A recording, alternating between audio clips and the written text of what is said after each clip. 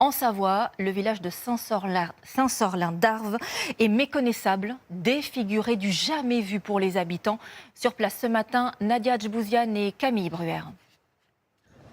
Un déluge de boue qui déferle dans les rues du village, un flot d'une force impressionnante qui va s'écouler à 10 reprises dans la nuit de mardi à mercredi.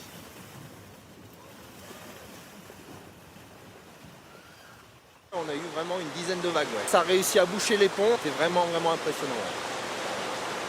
On a senti trembler la maison. On a eu peur pour nous, mais après surtout les enfants, parce qu'on a les 3 enfants à la maison. Et quand ils hurlent, c'est juste horrible. On peut juste leur dire tout va bien aller, mais on sait que c'est pas vrai, quoi. Les dégâts sont immenses. Les pluies torrentielles de ces dernières semaines ont fait glisser 4000 mètres cubes de boue et de roches.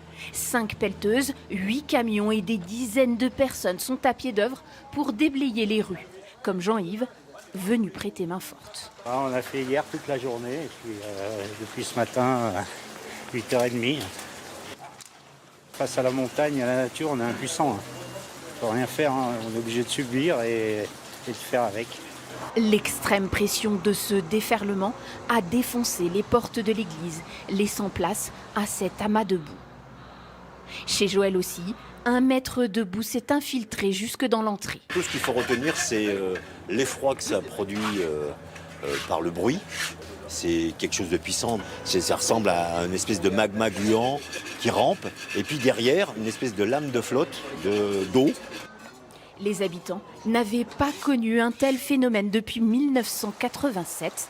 Il faut maintenant tout évacuer en dehors du village. Toute la boue et les gravats, on les charge dans les camions et vu que c'est liquide, on n'a pas de lieu de stockage sur Saint-Sorlin-d'Arves, on est obligé d'y amener environ 8 km dans un endroit où ça risque pas de couler dans le torrent pour faire d'autres dégâts plus bas. La commune craint à présent que la pluie ne continue de tomber, entraînant avec elle de nouvelles coulées de boue.